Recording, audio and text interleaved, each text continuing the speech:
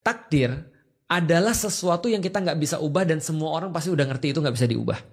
Semua orang bersepakat dengan sesuatu itu nggak bisa diubah. Contoh, kalau ada karyawan yang datang ke kantor lu, lalu kemudian bilang, lu kemana aja? Ini jam berapa? Jam 11. Lu waktu tanda tangan untuk kerja jam berapa? Jam 8 kan? Kenapa jam 11 baru datang? Dia bilang, udah takdir bos. Lu nggak percaya takdir bos? Lu bilang apa? Kalau gue jadi bosnya, gue bilang gini, takdir lu juga hari ini angkat kaki dari kantor ini. Ya kan? Kalau dia mau main takdir, kita bisa main takdir dong. Ya, ya kan? gitu ya, Kita balas gitu takdir juga kan? Kalau dia nggak terima, loh aku nggak terima, emang salah gua apa? Ya udah takdir. Takdir. Nah gitu kan ya, kita bisa balas begitu. Iya, kita Uno reverse. Jadi kalau salah sekalian kan gitu kan ya. Nah tapi kalau ada sesuatu yang orang-orang semua tahu, contoh ya, kenapa lu datang jam 11? Dia bilang gini, mohon maaf, ibuku meninggal. Realitasnya nggak bisa diubah dong. Ibunya meninggal nih. Kita bilang, kenapa kamu masih masuk kantor? Pulang aja dulu. Ambil waktu. Urusin ibumu dulu. Karena kita semua sudah paham bahwa ini gak bisa diubah nih. Ibunya gak bisa hidup lagi. Kecuali kalau besoknya dia datang lagi, dia bilang ibunya mati lagi. Nah itu ngehe. Udah takdirnya tanda tangan surat resign. Nah betul. Nah itu maksudku kan. Nah artinya kalau kita lihat berarti di dalam Islam takdir itu adalah perkara-perkara yang kita gak bisa ubah. Dan kita yakin itu sudah ketentuan Allah dan pasti baik bagi kita. Kalau gue ngerasa kayak gini ya. Kalau misalnya gender kita. Iya. Kita dilahiri oleh laki-laki siapa, atau perempuan, di mana, betul, ras itu apa, menurut gue oke lah takdir. itu takdir. Tapi kalau misalnya outcome, misalnya gini, nah ini kontroversi nih. Berapa banyak uang yang gue bisa hasilkan di umur tertentu, itu udah tertulis kalau menurut ini Islam. Itu pilihan. Nah, nanti kita bahas lagi tentang takdir yang lebih berat ya. Tapi di level ini kita bahas dulu, kita sepakati dulu itu pilihan. Itu pilihan. Nah nanti kita akan sepakati takdir mana yang nanti mencakup yang lu bahas. Yang lu pernah dengar kan ada orang lahir sudah ditentukan sebagai orang-orang yang bahagia atau sengsara, masuk surga atau masuk neraka. Ini kayaknya semua predestin dong. Termasuk kita kaya atau miskin jadi predestin dong. Nah itu kalau ditanya pada orang-orang kebanyakan, mereka langsung jawab jump to conclusion itu semua takdir. Dan itu yang lu maksud bener-bener pikiran gak produktif dan gue sepakat. Oke, berarti kita sepakati dulu ya. Ras itu takdir. Maka aku beriman, ya Allah, aku beriman kepada Engkau, aku dilahirkan sebagai orang Cina di Indonesia. Karena itu sudah takdir. Karena kalau kita menolak itu nanti akan ada banyak masalah mental yang kita punya. Karena kita nggak menerima diri kita apa adanya. Nah, jadi takdir itu untuk itu sebenarnya. Oke, orang meninggal. Suatu saat nanti aku akan ditinggalkan oleh bapak dan ibuku. Kalau enggak aku yang meninggal duluan. Dan itu perkara takdir. Ketika itu terjadi, gitu kan ya, maka aku menerima. Contoh, bapak mertuaku meninggal. Itu ketika kita baru pulang dari Turki. Pas kita mau ke sana meninggal, istriku di mobil nangis dan dia bilang, Abi, kalau aja dokternya itu lebih bagus. Aku bilang hati-hati ngomong, karena omongan kalau itu justru menandakan kita tuh tidak beriman pada Allah. Allah sudah ambil ya udah. Kalaupun terjadi kelalaian dokter dan segala macam itu kita bisa proses nanti, tapi kita terima dulu bahwa bapak udah nggak ada. Oke, gue udah mulai nangkap. Udah mulai nangkap ya. Nah jadi istriku bilang kalau aja, diam. Itu kan ya, kayak Rangga dan Cinta ya. Gitu. Kayak di mana ya? Lu nonton gak sih? Dengan gue nonton. Apa ya gue ngomong sama anak Gen Z ini Gue malah keingetnya memes yang polisi. Atau congornya diambil ya. Gue malah inget yang nangkap congor. Iya, congornya dia enggak, ini Rangga dan Cinta nih. Oh iya, zamanku. Gitu kan ya. Kalau SMK dipilok gitu kan. Gue gak nyambung ya. Ini beda-beda generasi. Iya beda generasi kita. Oke. Nah jadi artinya aku bilang jangan ngomong kalau, andai dan segala macam. Karena andai dalam perkara ini sama aja kayak kita tuh kayak andai begini. Enggak juga. Udah ini sudah enggak ada orangnya. Udah terima dulu. Kop dengan itu dulu. Nah itu takdir. Nah dalam perkara-perkara yang bisa kita pilih, itu bukan takdir dalam pandangan Islam. Perkara yang bisa kita pilih. Contoh ya, perkara yang bisa kita pilih. Mau jadi apa, itu bisa kita pilih. Mau kemudian pergi kemana hari ini, mau sholat atau tidak sholat. Nah, karena ada orang-orang di sana banyak. Aku pernah nanya tuh, kenapa kamu gak sholat? Ustadz gak percaya pada Lauhul Mahfud. Udah tertulis aku tuh gak sholat. Nah itu langsung mulutnya diginiin tadi congor. Iya, congornya tangkap kalau kayak gitu. Gue sih kesel juga kayak gitu sih. Nah itu betul, gue sepakat. Nah sekarang kita masuk ke layer yang kedua. Tapi ini layer yang pertama udah masuk ya. Layer yang kedua. Mengenai dengan segala sesuatu kejadian di mana di dunia ini dan termasuk tadi takdir itu ada yang bisa diubah dan nggak bisa diubah. Nih, pertama aku mau bahas dulu tentang bisa diubah atau tidak bisa diubah. Gini, aku mau ngambil ini. Ada yang lebih kecil nggak sih? Ada pena nggak? Nah itu aja tuh inhaler ada di sana. Ini pena nih. Aku pegang pena ini di tangan mana? Tangan kanan. Kalau aku pegang pena ini di tangan kiri, maka lu bisa jelas melihat perubahannya. Karena tadinya di kanan, sekarang di kiri. Oke, kalau gini gimana? Ini gue pegang pena di tangan mana nih? Lu nggak tahu. Nggak tahu. Dan gue bilang sekarang gue udah pindahin penanya. Ini pindah kemana? Nggak tahu juga. Berarti kita nggak akan bisa mengatakan sesuatu berubah kalau kita nggak tahu apa-apa.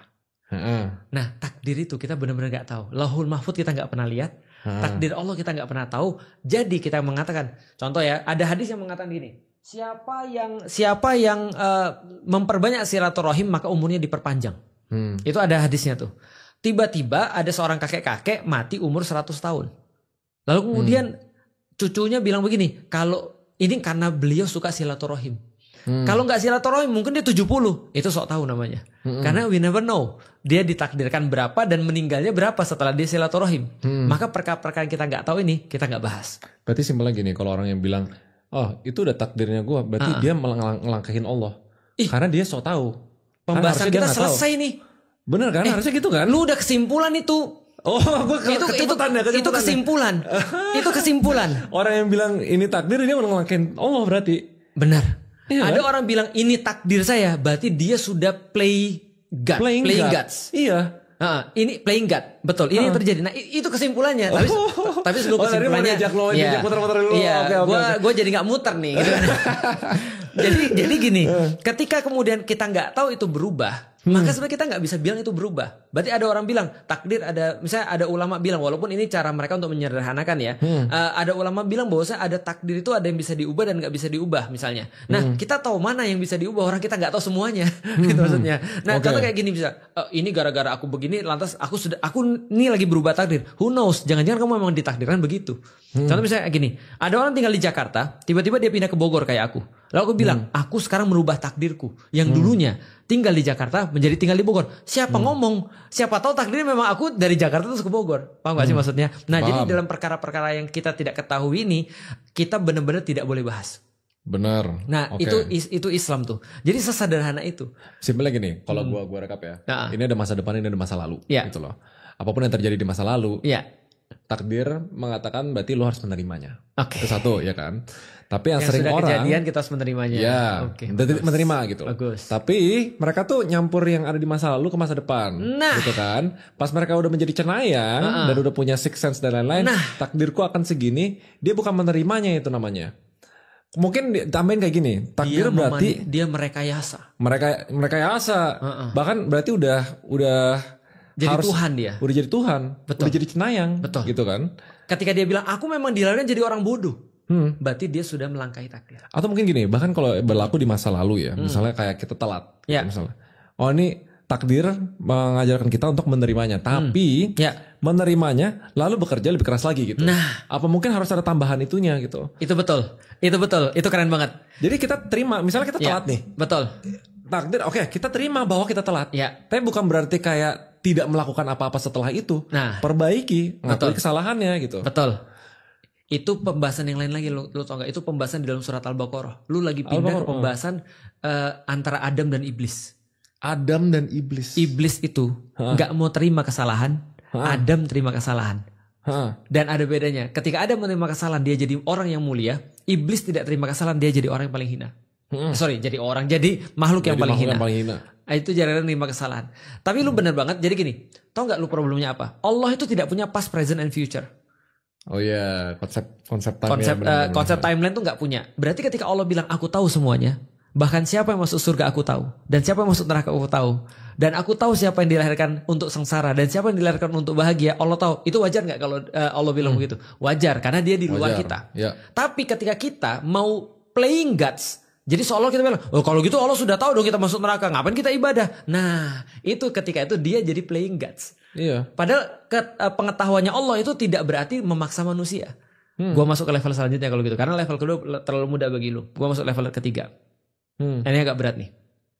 Tapi aku yakin lu bisa. Nih. Coba. Rasul pernah bilang pada para sahabat, tidak dilahirkan anak Adam. Jadi ketika 40 hari ditiupkanlah ruh ke dalam tubuh ibunya itu, lalu kemudian ketika ditiupkan ruh itu ditentukanlah bagi dia seperti apa kemudian kehidupannya, dia jadi orang sengsara atau jadi orang yang bahagia, dalam bahasa kita kaya atau miskin, lalu kemudian ditentukan dia masuk neraka atau masuk surga. Semua sudah ditentukan oleh Allah. Tiba-tiba sahabat nanya, ya Rasulullah, ini kayaknya Raymond Chin di masa dulu nih. Langsung protes dia. Ya Rasulullah, kalau semua sudah ditentukan, ngapain kita sholat? Lah kalau kita sholat nanti kita sudah dipastiin masuk neraka, ngapain kita sholat? Lah kalau kita kemudian sudah dipastiin masuk surga, ngapain juga sholat? Iya kan? Bener. What for? Gitu kan ya. Bukan. Lalu Rasul kemudian tersenyum lalu berkata, Rasul ngerti, oh salah server nih bocah nih. Gitu kan ya, salah server nih. Nah, lalu Rasul bilang gini. Jadi gini, Rasul bilang, jadi di dalam Rasul membaca ayat Quran bunyinya begini. Waman a'ta wattaqa wasaddaqa bil husna fasanu yassiruhu lil usra. Wa amma man bakhila wastaghna wa kadzdzaba bil husna fasanu yassiruhu lil usra. Artinya begini, siapapun orang-orang yang beriman lalu kemudian memberikan dan kemudian meyakini pahala-pahala terbaik daripada apa yang dia berikan itu, maka bagi dia Allah akan mempermudah jalannya menuju kebaikan. Tapi siapa yang kemudian bakhil, pelit dan merasa cukup daripada merasa diri udah kaya banget gitu maksudnya, dan dia mendustakan pahala-pahala yang terbaik bahwa Allah akan balas pemberiannya itu, maka Allah akan mempermudah jalannya menuju keburukan-keburukan. Artinya Rasul bilang gini, siapa yang berbuat kebaikan, Allah akan permudah jalannya ke kebaikan. Siapa yang berbuat keburukan, maka dia akan dipermudah jalannya menuju keburukan. Itu maksudnya adalah ketika Allah bilang tadi, ketika Rasul bilang tadi, artinya Rasul bilang beramalah karena setiap orang akan dipermudah menurut amal-amalnya. Artinya apa? Rasul bilang that's your choice. Mau jadi baik, mau jadi buruk, jangan campurkan dengan servernya Allah. Karena kalau lu campurkan, lu nggak bakal bisa selesai pembahasannya. Nah, sama seperti gini, ada NPC di game. Dia nanya sama lu. Gue agak jujur lebih mundur dari penjelasan yang level 2. Yeah. Pas 3 oke. Yang pertama udah dibilang bahwa ini udah predetermined. Tapi jadi orang gak mau usaha, jadi ternyata ini bukan predetermined dan ini a choice. Gitu, ternyata pembahasan ketiga determined. Iya, soalnya nambah satu variabel doang, variabel produktivitas, variabel usaha. Betul. Tiba-tiba masuk kepada variabel yang lebih tinggi lagi. Iya, jadi kayak gue ngerasa mundur lagi nih pemahaman gue nih. Betul, karena itu lebih sulit nih. Ada NPC nanya sama lu yang main. Lu main GTA, dia nanya, bos, jelasin dong lu ada di mana bos. Lu ngomong apa tuh? Ya paling kan ada pilihan gandanya nih, pilihan bener lagi di kota mana gitu. Gimana cara jelasin ke dia? Kita ada di mana gitu? Jelasin dong dunia lu kayak apa bos? NPC maksudnya, di GTA. NPC ini analoginya breaking the fourth wall nih, nanya gitu. Iya.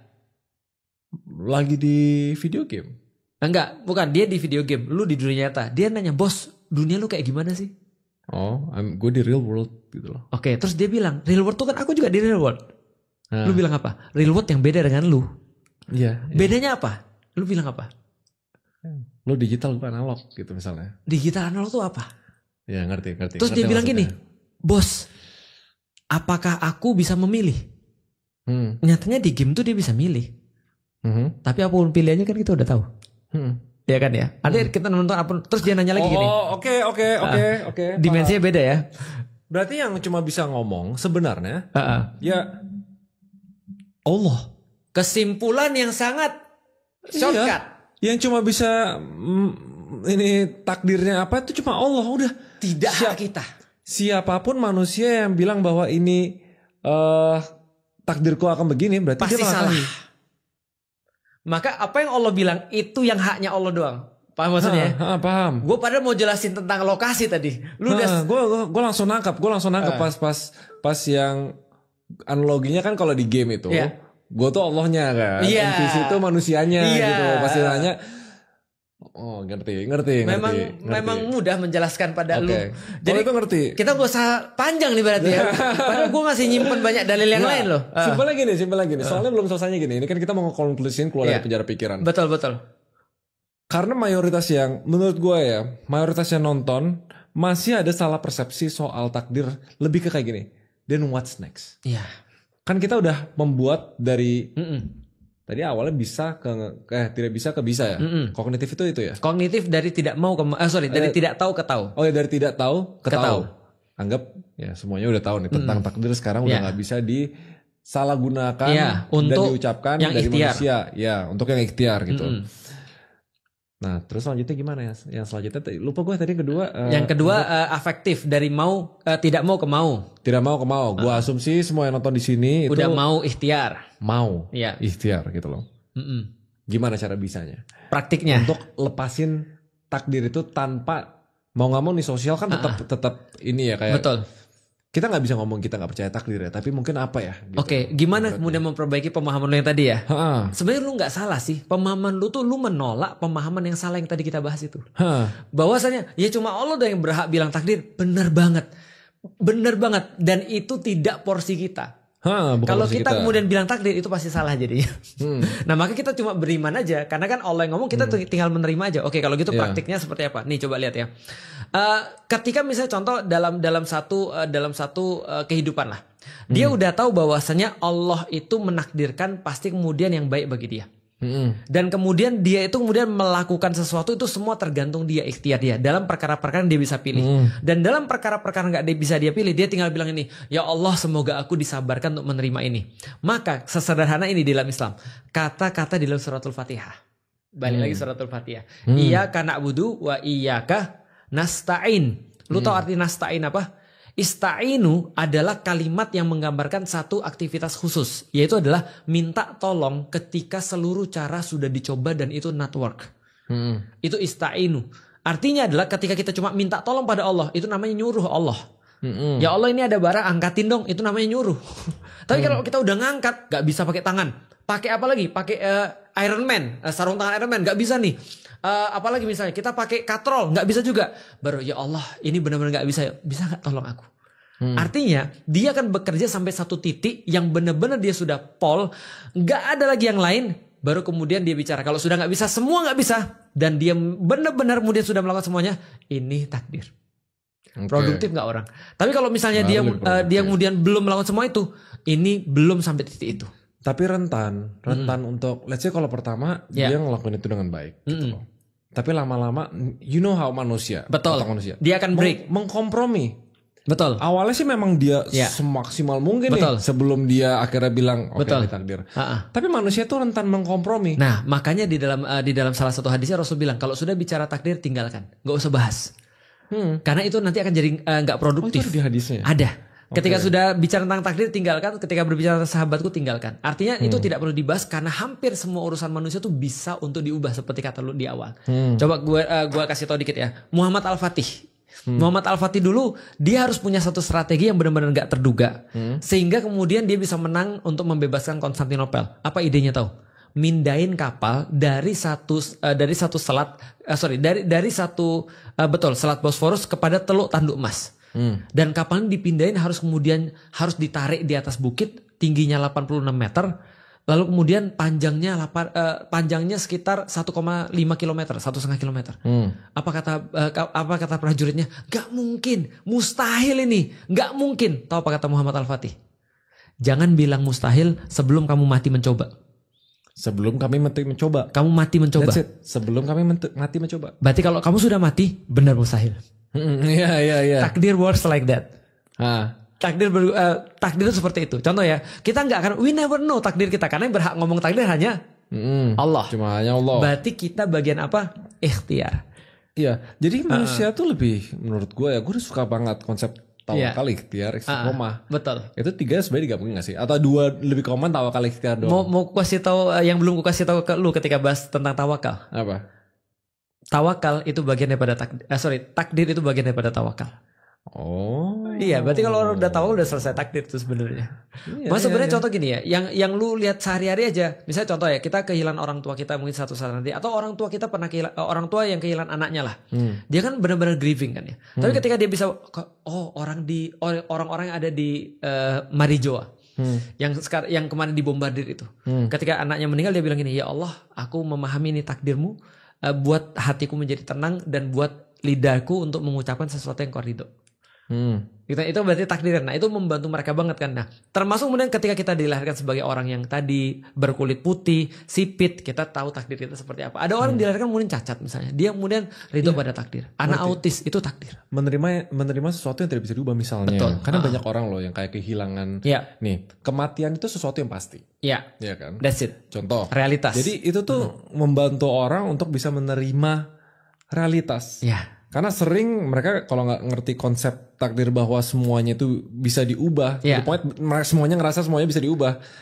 Dia stres. Gimana cara balikin? Bisa menerima sesuatu yang padahal udah jadi takdirnya. Hasilnya Bruce Wayne. Iya benar. Iya benar. Gak bisa menerima takdir tuh bapak tuh. Benar, nggak bisa menerima takdir. Oke, nih kita berpanjang nih, Dia nggak bisa menerima takdir. Atau menerima takdirnya bahwa itu the fact bahwa dia tidak bisa menerima dan mengubah dia menjadi Batman. Itu takdirnya bukan? Nah, itu dijawab di episode terakhir kemarin, The Prince of Darkness. Nah, di Prince of Darkness akhirnya dia menerima takdir. Akhirnya dia mau jadi Batman. Berarti Batman itu takdirnya gitu. Iya, berarti Batman itu adalah takdir dia. Makanya dia kan sempat bertanya-tanya. Takdir itu di saat dia sudah menerima bahwa semua yang terjadi. Takdir itu menerima sesuatu yang nggak bisa diubah. Iya, itu kematian nggak bisa diubah. Maka dia ngomong kan, bikin dia latihan itu udah history nggak bisa diubah. Gitu. Betul. Nah akhirnya dia bilang kan, awalnya kan dia bilang aku pengen berhenti jadi Batman, mendingan aku ada orang tua daripada aku jadi Batman kan gitu kan ya. Lama-lama dia jadi tahu, oh rupanya purpose-nya memang untuk ini. Aku tuh itu semua itu adalah latihanku untuk jadi orang kayak gini gitu maksudnya. Gue sangat amat penasaran nih teman-teman yang nonton. Paham gak? Karena jujur kalau di otak gue emang muter-muter, emang. Tapi piecesnya udah jadi satu. Piecesnya udah jadi satu, gue udah ngerti. Ujungnya kan udah nggak sengaja ke konklusi dari tengah video kan. Iya, dan 2 kali kan lu konklusi kan. Padahal itu mau aku konklusikan sebenarnya, tapi nggak apa-apa lah. Nah, ini aku kasih soalan ya, soal. Ada orang pergi berjihad. Lu udah pasti bisa jawab ini. Dia benar-benar nggak mau untuk ngasah pedangnya. Lalu kemudian anggaplah lu pemimpin jihadnya. Gua tentara yang nggak mau ngasah pedang, nggak mau nyiapin baju zirah. Lu nanya ke gua, mana baju zirah lu? Allah yang melindungi, bukan baju zirah. Kalau lu pikir baju zirah yang melindungi lu sudah rusak tauhid lu, Raymond. Lu tanya lagi, pedang lu mana? Ray. Yang bunuh itu bukan kita, Allah yang bunuh. Di dalam Al-Quran ada ayatnya. Bukan kita yang melempar, melainkan Allah yang melempar. Kalau lu gak percaya, berarti lu tauhid lu diragukan, Ray. Lu bilang apa sama gue? Gue masukin ke rumah sakit jiwa aja. Karena gue menganggap bahwa gue lagi mencampurkan, itu omongan gue kan bukan omongan Allah kan. Kalau omongan Allah pantas gak kayak gitu? Pantas dong. Dia beda dimensi. Tapi itu omongan siapa? Omongan dia. Yang keluar dari mulutnya. Betul. Terus aku bilang lagi, kalau Allah sudah takdirin kita menang, Ray, kita pasti menang. Walaupun tanpa strategi. Tapi kalau Allah sudah pastiin kita kalah, Allah sudah takdirin kita kalah, udah terima aja, Ray. Ya udah itu urusan Allah. Usaha kita ya usaha kita. Gitu. Kita tetap harus ikhtiar gitu kan. Who knows? Kita tahu nggak sih sekarang keputusan Allah apa? Sekarang tugas kita ikhtiar. Iya, kalau lu meyakini itu dan anggap itu bahwa faktanya, berarti lu melangkahi Allah. Berarti siapa yang nggak menerima takdir? Lu atau gue? Dalam kasus ini. Betul. Iya. Lu tahu kan sekarang kan ya, berarti ada orang-orang yang ngomong ke lu tentang, Ray, lu gak beriman pada takdir. Sebenarnya lu yang beriman pada takdir. Karena lu berusaha pada perkara-perkara yang bukan takdir. Sedangkan lu menerima perkara-perkara yang realitasnya gak bisa diubah. Itu yang dinamakan beriman pada takdir. Diginin aman-aman. Mereka berdua lagi kedengerin. Terus kita kayak gini mereka kayak gini. Berarti itu pemahaman lu yang benar. Nah itu yang justru harus diinsaf pada semua muslim. Nah pertanyaan gue berikutnya, produktif gak orang muslim kalau begitu?